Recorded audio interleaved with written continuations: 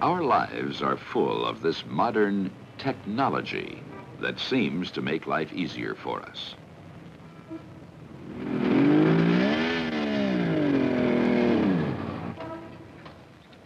How much has technology changed the way we live? Does a new technology change people's values? To find out, let's look at a region where technology is a newcomer. Let's see how the new technology is affecting the people who live here.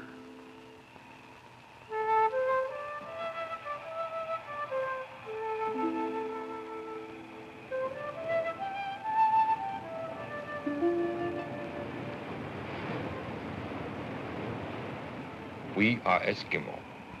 We live Nunavak Island in Bering Sea, part of Alaska. My son has named Ayuk.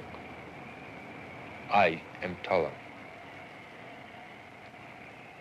Now is end of summer. Geese are flying south. Thousands pass here every day. In those old days, my father caught them with slings and snares when they landed on Nunavak.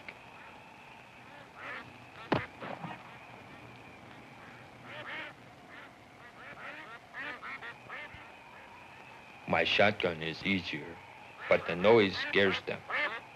Not so many land here anymore.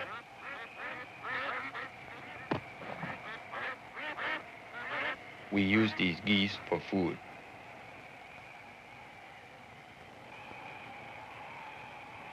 My son Ayuk doesn't hunt much with me. He goes to school much time. They don't teach him to do Eskimo ways. Most of the time here, weather is windy and cold, with rain or snow. Our word for weather is selukto, means it rains, it blows.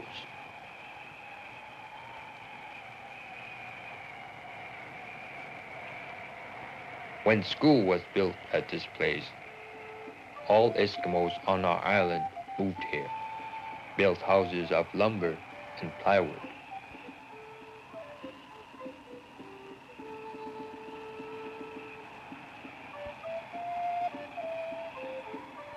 Now we have town, called Mikoyuk. On the other side of island, I still have old kind of house, made of driftwood. Use it when hunting or fishing. But this house in Mikoyuk is best. My wife has more room to cook, and her stove keeps us warm. Most of our food is just boiled. The geese we shot are in the stew. Children ask, when do we get electricity, like the schoolhouse? I tell them, when they can pay for it.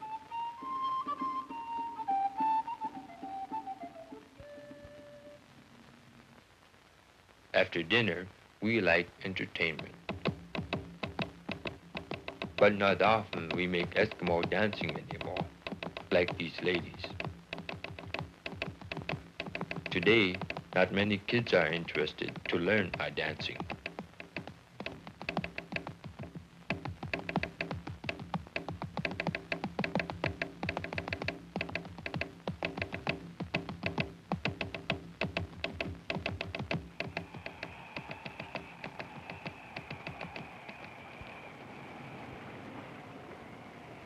Now, we built our own boats of plywood, but in those early days ago, my father made skin boats to go hunting. The old boats, we used paddles. We could not go in a hurry. Now, we go in a hurry, but we work hard to buy motor, to buy gas.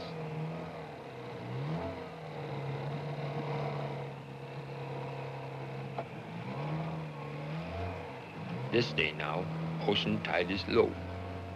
We cross the bay to mudflats to go clam hunting. we see this mud only at low tide. Other time, it is covered with water.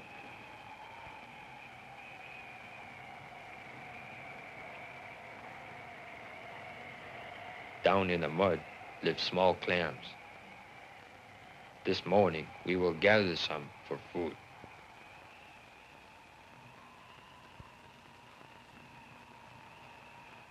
Summer is the hardest time for us to live.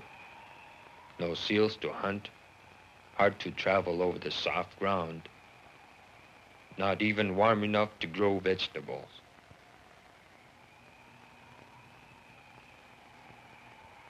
In winter it is better when land is covered with snow and ocean around us is frozen. Then we can go out on ice to hunt for seals and walrus. When tide is low, we also gather firewood, enough for all winter.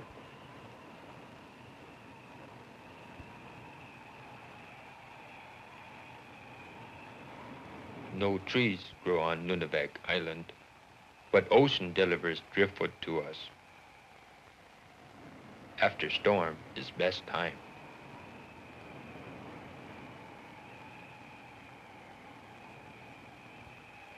Most of our land is called tundra. Only few feet below surface, ground stays frozen all summer. Tundra has different grasses and moss, and many berries we can eat.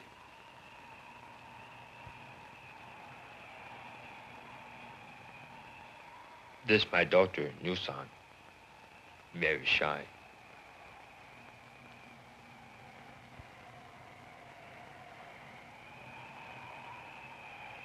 From the tundra, we get not much plant food. Vegetable gardens don't grow well in north climate.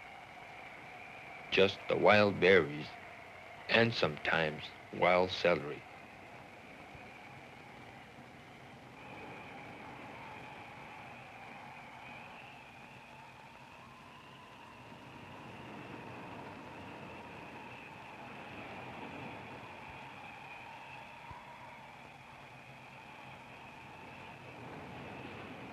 We teach our children how to find food on the tundra, in the ocean, and in the river near our town.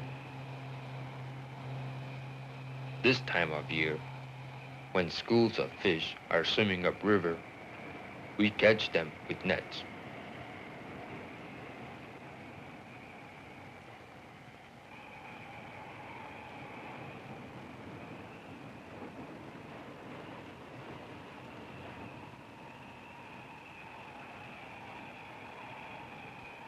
In the old times, Eskimos spent hours sparing one fish at a time.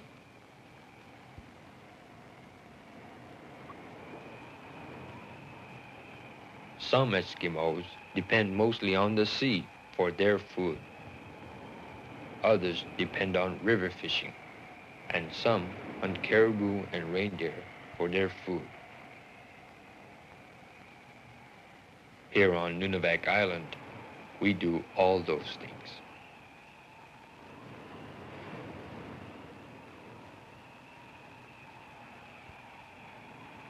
These have name Arctic char.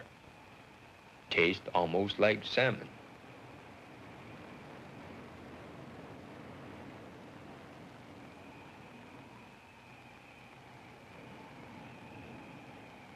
We use store-bought tools and kettles, but Eskimo lady likes our homemade knife better. We call it ulo.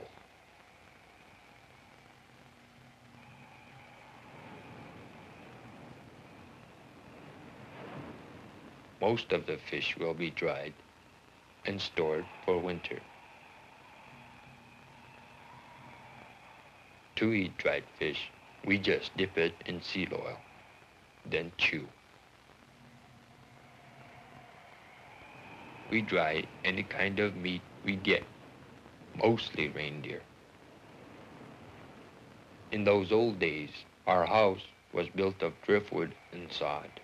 You know sod, made of dirt with tundra grass growing on it to hold roof down and keep out cold.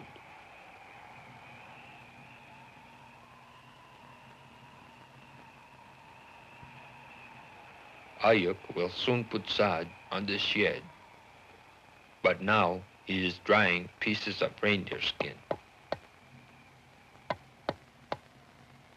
Good for making boots.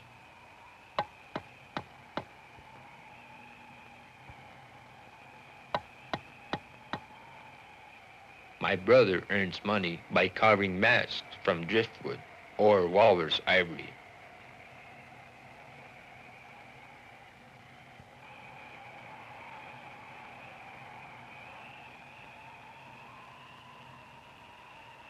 He trades them to our village store for groceries.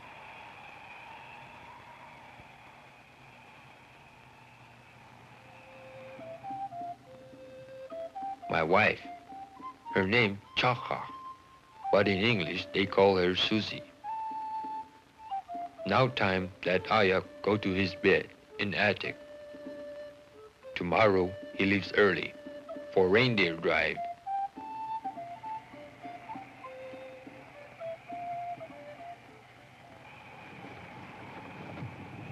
For us kids on Nunavak, reindeer drive is one of the few excitements we get. But my dad doesn't join us. He thinks this is woman's way to hunt.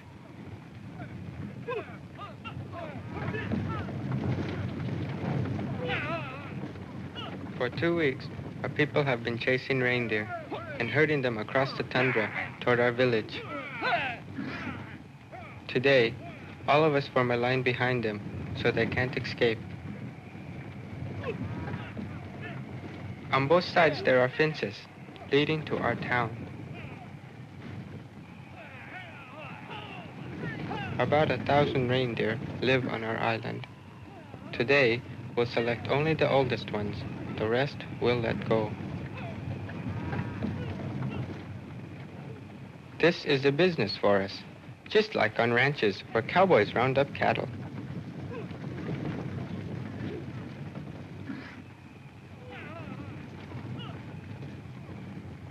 Running on this soft, wet tundra is too much work. It's better to round up the reindeer in winter on the snow.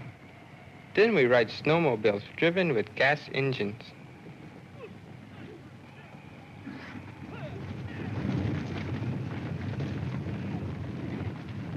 All the younger people in our town help at roundup time.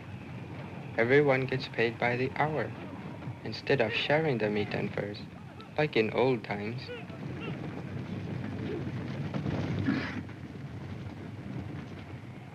My grandfather used to hunt alone, with bow and arrow. My dad used to hunt with a rifle. Now we have a modern meatpacking plant where we do the work. The meat is cleaned and frozen here, in our packing plant.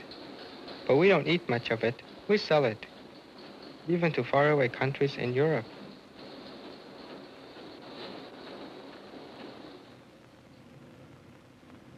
My dad works every night in the packing plant, taking care of the machinery. I want to learn to be a mechanic, so I can help repair them. This packing plant was built by the U.S. government, but now we operate it. We don't have much experience in selling and advertising, but we'll learn.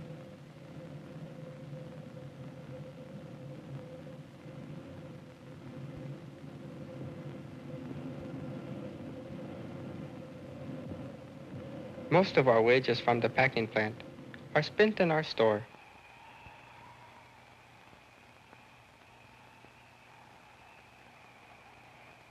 Once a year, a ship brings supplies for the store and gas for our engines.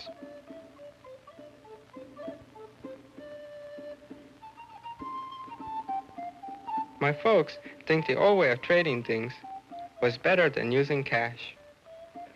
But today, the things they want cost cash.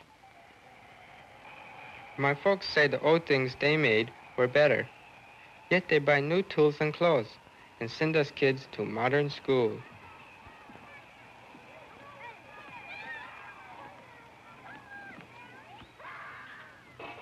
I've graduated from this school. Some of us will go on to high school for 4 years in faraway cities. On the morning we leave, this truck carries us out to the airport, and a small plane will fly us to the city. The government pays our way. A lot of changes have happened to our Eskimo way of life, but each of us still feel close to our families. When we go away to school, we'll even miss our little brothers and sisters.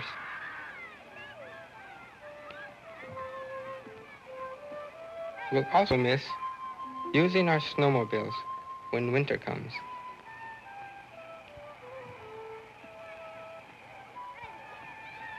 We'll be away from Nunavak for 4 years. I guess the island won't be changed much when we come back. I wonder how we'll feel about living here after we've lived in the city.